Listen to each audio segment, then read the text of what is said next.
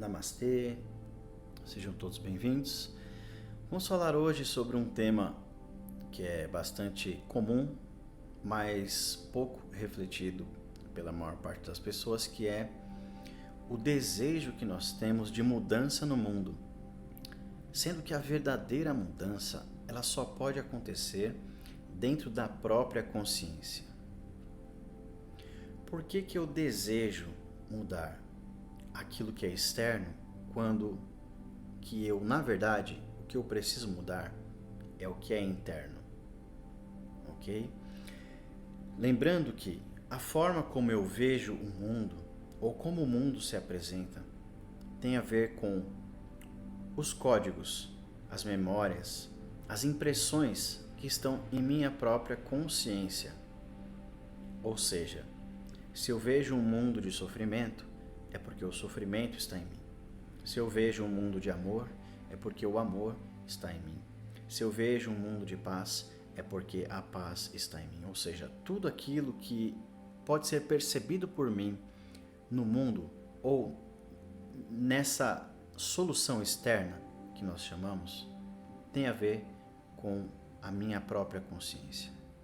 Então, por que nós tentamos a todo custo e de todas as maneiras modificar aquilo que é externo, modificar as pessoas, quando que seria muito mais fácil modificar a si mesmo? Modificar a si mesmo é a grande sabedoria. A sabedoria está em mudar a própria mente.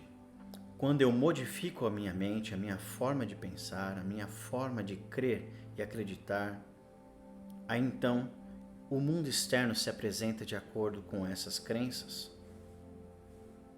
Todos nós, em algum momento, já passamos pela incansável experiência de tentar mudar alguém. O que acontece quando você tenta mudar uma outra pessoa pela sua própria vontade? É muito difícil, é muito cansativo.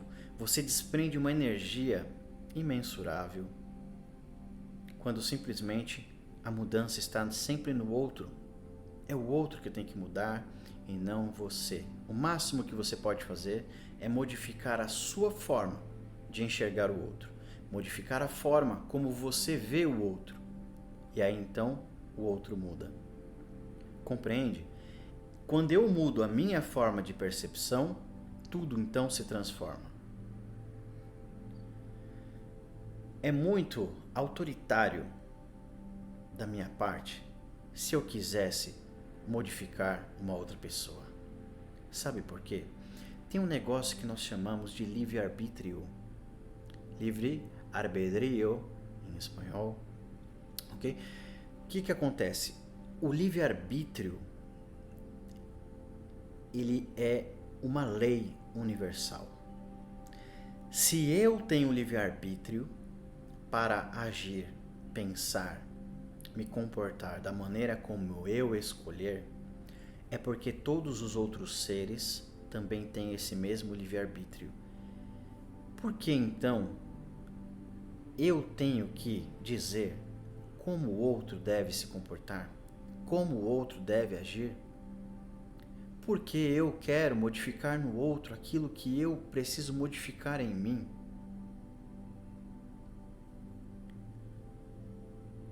É muito complicado de se entender o que é o livre-arbítrio. As pessoas acreditam que elas têm que mudar os outros, as outras pessoas, para atender às suas necessidades, os seus desejos. Mas as outras pessoas, os outros seres são tão livres quanto você. E é claro que esse livre-arbítrio, dentro do nosso consciente humano, ele é limitado pela sua própria proporção de consciência. Dentro dessa frequência de pensamento da qual nós pertencemos e nos condicionamos, existe uma limitação. Mas dentro dessa limitação é possível viver uma certa liberdade. a liberdade de poder ser o que se é e a liberdade de deixar o outro ser o que ele é. Parar com essa ideia maluca, isso é quase que chega a ser uma esquizofrenia, você querer modificar o livre-arbítrio do outro. É muito ditatorial, é muito autoritário eu esperar que o outro se manifeste da forma como eu me manifesto. Eu sou livre para manifestar nesse universo aquilo que eu quiser. Não importa se eu julgo ou se o outro julga isso certo, errado, eu tenho livre-arbítrio e eu posso agir de acordo com o que eu quiser. É claro que cada ação que nós fazemos nesse planeta, nesse mundo, nesse universo, ela vai estar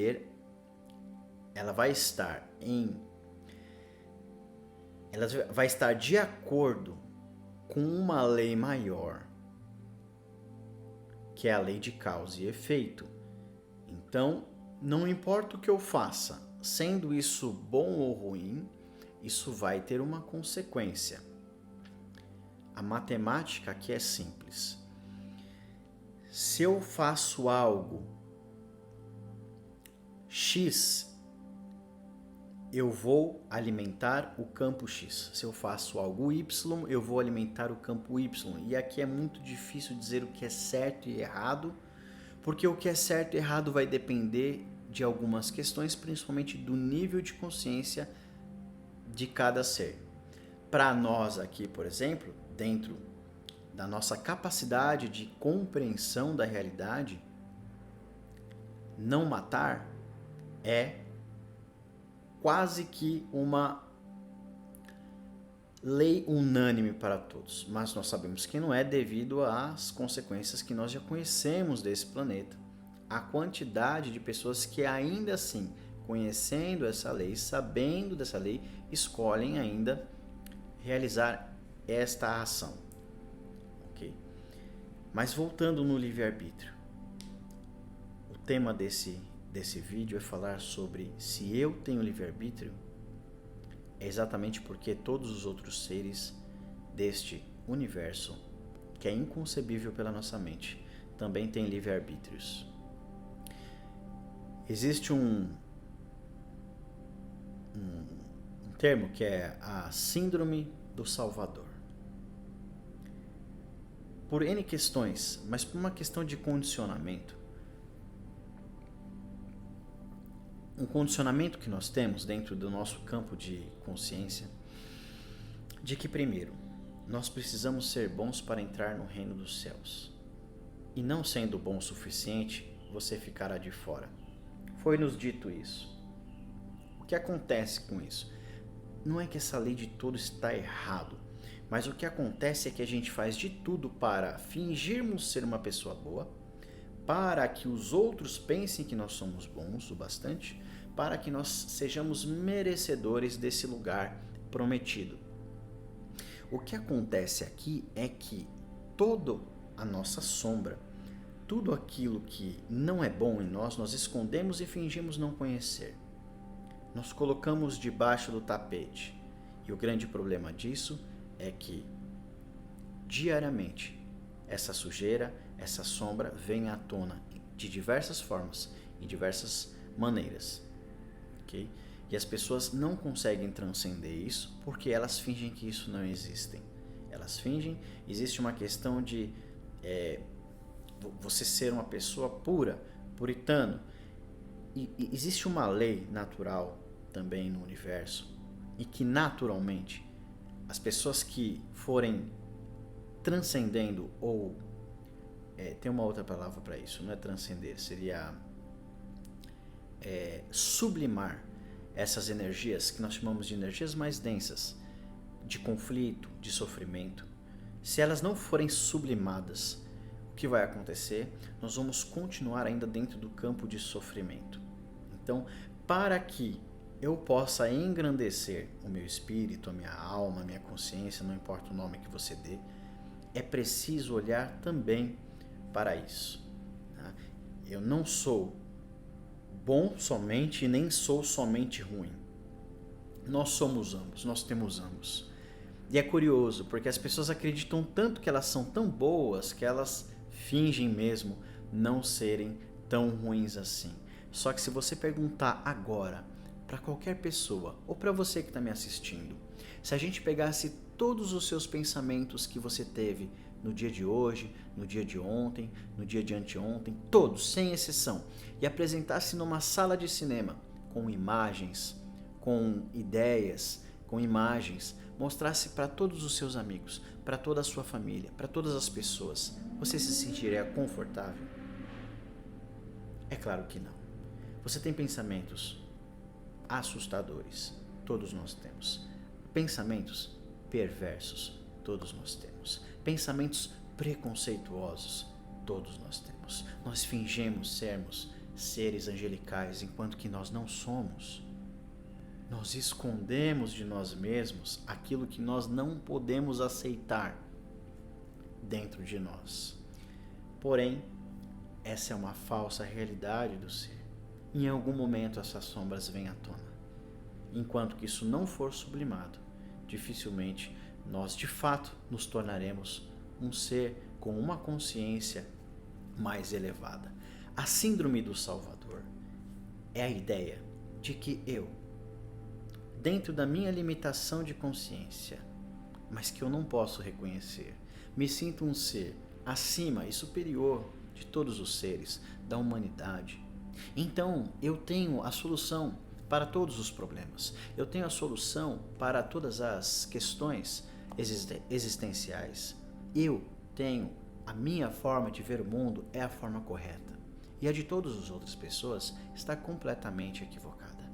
Então, eu me coloco num lugar de julgador de Deus, quando que eu não sou de fato. E então eu tento julgar a sociedade a ponto de falar, eu sei como resolver isso. É de acordo com a minha perspectiva, é de acordo com a minha maneira de olhar para isso, para aquilo, em qualquer tema. Então, eu me sinto na obrigação de salvar aqueles que eu julgo serem inferiores a mim. Uau! É muito perigoso isso. Porque a minha perspectiva é tão somente uma pequena perspectiva. Se nós temos aqui nesse planeta quase ou já 8 bilhões de seres humanos, pense que pelo menos cerca de 8 milhões ou quase 8 milhões estão pensando a mesma coisa. O ego humano, ele é tão sabotador, ele é tão individualista, ele é tão egoísta, ele é tão ditador, autoritário, que ele quer a todo custo descer goela abaixo das pessoas o seu posicionamento, como se esse fosse a única forma da existência acontecer. Agora, não existe uma única maneira, não existe um único ponto de vista a partir da visão egóica. Ok? Existem outras perspectivas, outros pontos de vista. Do nosso ponto de vista humano, que ainda é muito individual, que se vê ainda como uma referência para todas as coisas, inclusive a perspectiva que nós temos de Deus é de que Deus é semelhante ao homem, porque isso já foi nos dito de várias maneiras, mas é evidente que não tem nada a ver com essa aparência física. Mas para a maioria das pessoas que acreditam nisso, a referência que elas têm do universo é a partir desse ponto. Então tudo mais que elas conceberem vai ser a partir desse ponto. Se eu pensar no universo, nas galáxias, eu imagino, nossa, como eu sou tão pequeno. Mas essa perspectiva é apenas uma perspectiva e não significa que ela é verdadeira. Significa que ela é uma perspectiva. Porque se eu me colocar diante do próprio universo, tudo se torna do tamanho que é.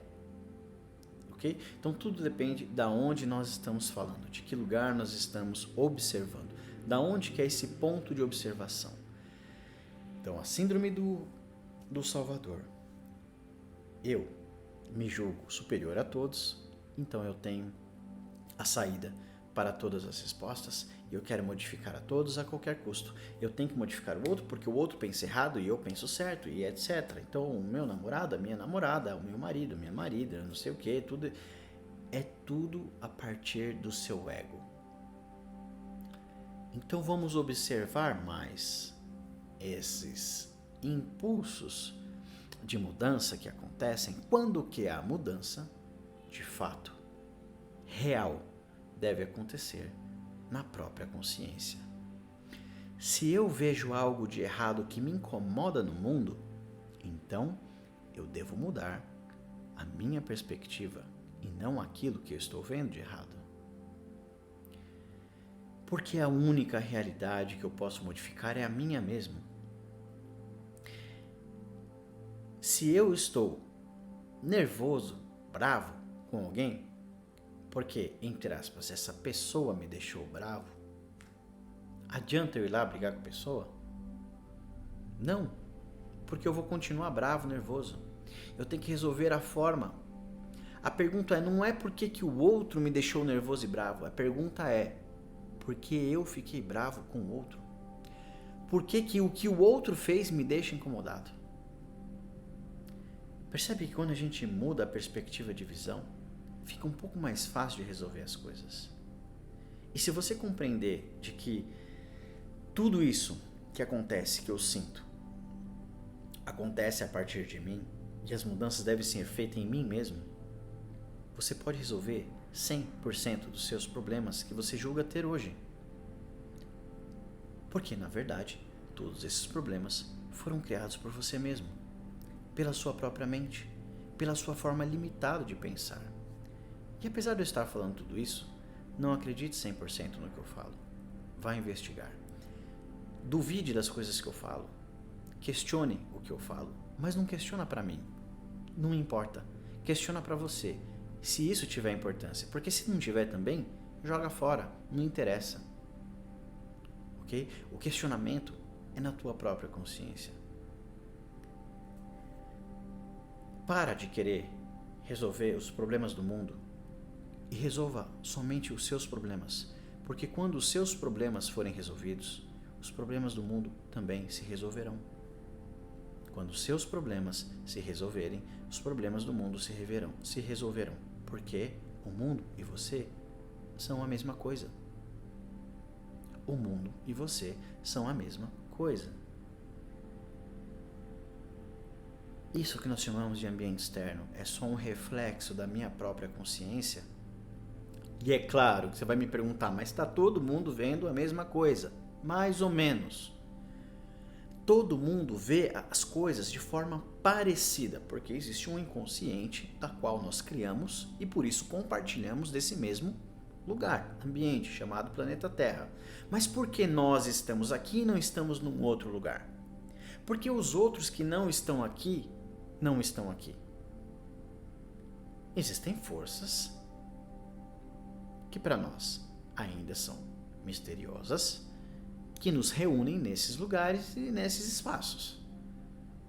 Então todo mundo que está aqui, os 8 bilhões, estão na mesma frequência e precisam vivenciar essas situações que aqui se apresentam. Ok? Pode ser mais fácil quando eu olho para dentro, quando eu olho para si. Enquanto eu não for extremamente egoísta, deixando essa pseudo forma de querer achar que eu sou o salvador do universo, o Superman, a Superwoman, ou super lá o que quer que seja,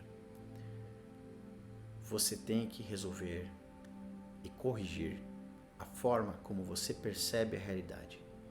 Então, dessa forma, você corrige aquilo que é externo ou que parece ser externo. Por que eu falo que parece? Porque se eu fechar os olhos, um dos estímulos pelos quais eu faço a interpretação da realidade, que é a que vem pelos olhos, eu fecho ele. Só que ainda assim eu continuo a existir. Se eu tampar os meus ouvidos ou deixar de ouvir, eu continuo existindo. Se eu parar de falar ou de sentir paladar, eu ainda continuo existindo. E se de repente eu paro com todos os meus sentidos, os 5 sentidos, se eles param de funcionar, eu continuo existindo. E se de repente, por algum acaso, eu parar de respirar, eu continuo existindo. Simplesmente porque nós não somos esse corpo. Nós não somos a mente onde estão os pensamentos. Nós somos a consciência que pode observar e perceber todos os movimentos da existência. Nesse momento, limitamos a nossa consciência a esse corpo e a essa forma de pensar. Mas tudo isso é impermanente, é passageiro e está sempre modificando.